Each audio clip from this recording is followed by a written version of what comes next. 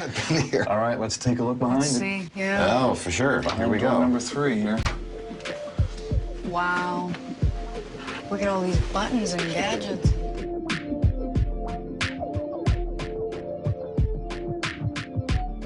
I've never seen anything like this before. On the floor there is an amazing amount of metal samples from the 1980s experiments. Wow. But I drag them out and save gold time one. by dragging them out that way. Is this gold? Oh, that's actually brass.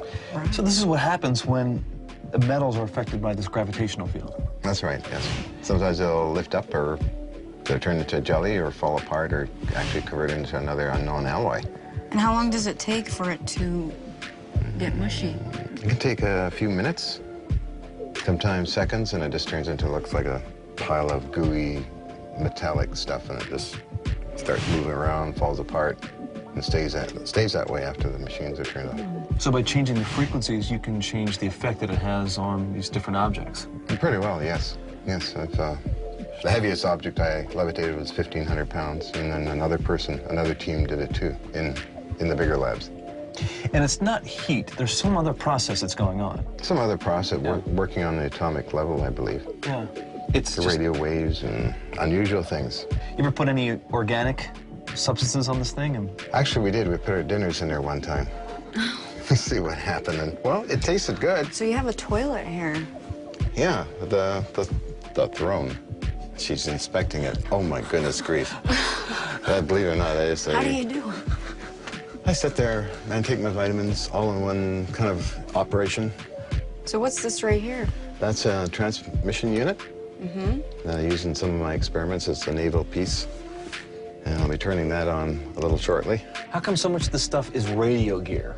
It's all naval radio transmission gear and receiving units, and I use the high voltage and power supplies and that, converting them into usable power like a Tesla coil has energy. Well, I don't need the sparks, I just need the energy from the different machines. So most of your stuff is ex-military. All ex-military. We're talking, what, 1,000,000 volts, 100 million volts? Oh, no voltage like that. No, that's in the big labs that have that, but roughly about 20,000, 30,000 volts. Now, some of the stuff looks like oscilloscopes. Some of it looks like it's transmitting equipment, receiving, two-way equipment. We see just about everything having to do with radio. Do you need to generate radio signals on all frequencies or just specific ones? I had to do multi-band radio frequencies for the experiments, and along with that, I also generate electrostatic power. Didn't you get raided by the government? There was a major raid in 1991. Okay. Who raided you? 1990. Government guys, but I was in Europe at the time, so they took the entire 22-ton lab and They took all the stuff. all the stuff. Really? Buried it and put it in barrels, and they tried to keep it a secret, but the main newspapers, Vancouver Sun, found out about it and put it headline news. So all these samples now are again, a result of your various tweaking of your equipment and your experiments. Have you ever had metal just react in a way that perhaps it just disintegrated or exploded or anything like that? We had large bars of it where the end of it would just simply not explode, but just fall apart into a soft, unknown alloy. John, Wow. can you try and show us an experiment? I can show you an experiment, which will probably happen within here. What I have in that area, that's another room, a machine room, actually, but in the center of it is some of the high voltage equipment and test samples. And I got a small video cam to see what I'm doing, because I'll be operating all the controls around in here.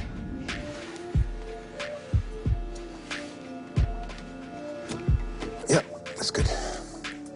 Go way back in the back here and turn on the other machines.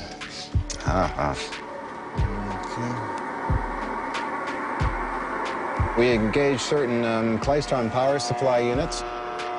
And what I'm doing is adjusting some high voltage in there along with electrostatic energy and RF fields. Go with this guy here.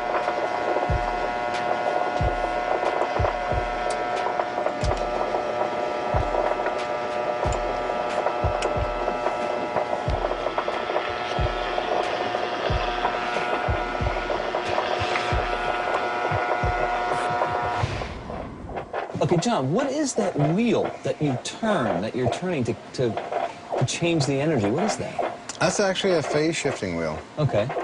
It activates generators in the other room, and I can shift phase negative or positive, one way or the other. All right. And I have an indicator system here that shows me up here when I'm doing it.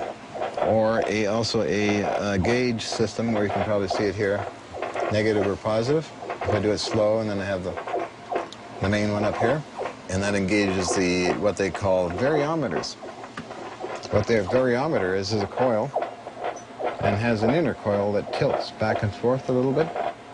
So the RF frequency or radio waves are then caught and manipulated through phase shifting. This unit goes into a CM11, which is a old-style Navy transmitter. Basically here it's just more or less monitoring or running those pieces of equipment. I think I'm doing all right here. I got everything on. Power up the energy here.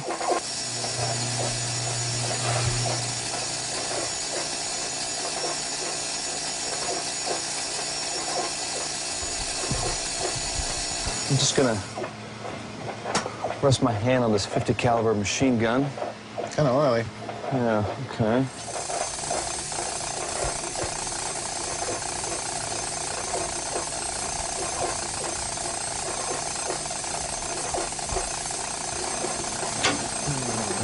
I can hear something powering up. Incredible. Oh, that's interesting. Now, I've taken heat into consideration. If there's spark gaps in that, they heat up and the frequencies adjust. So what I try and do is compensate all the time. Okay. And these instrumentations, they help me a little bit on determining that. Nothing's happening. Or overheated a bit.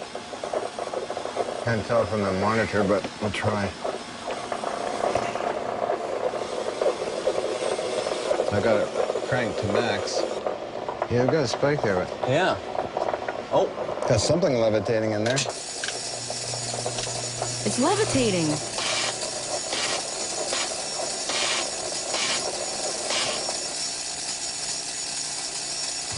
Dominique, we're gonna shut it down now. Okay.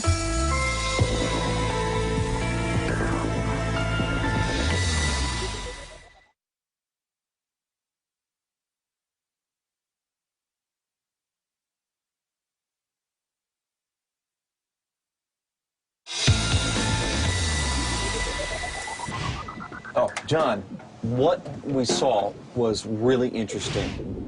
You had this canister that seemed to levitate and be spinning. You have things just randomly scattered around, and this field could affect them regardless of where they're positioned? Yes, actually the range on the fields is up to 300 feet. It was measured by Los Alamos in 1983.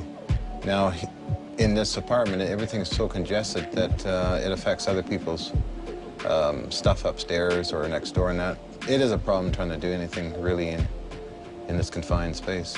Okay, now this is really interesting. This one here is, again, it's aluminum bar stock with a kitchen knife that sat on top and floated inside of the metal, and we... Floated inside the metal? Yeah.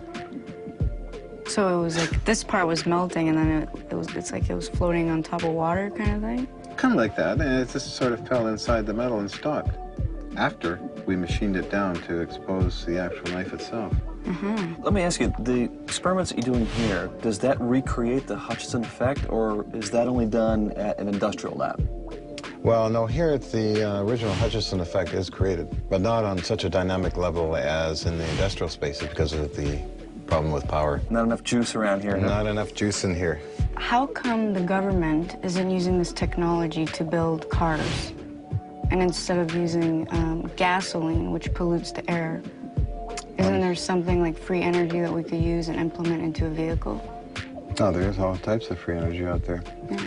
It's known as zero-point energy, and it's pretty well a bona fide energy source. But in the matter of national security, these guys are keeping it to themselves and experimenting in the national laboratories with this technology. Do you think the military is using anti-gravity technology for their aircraft?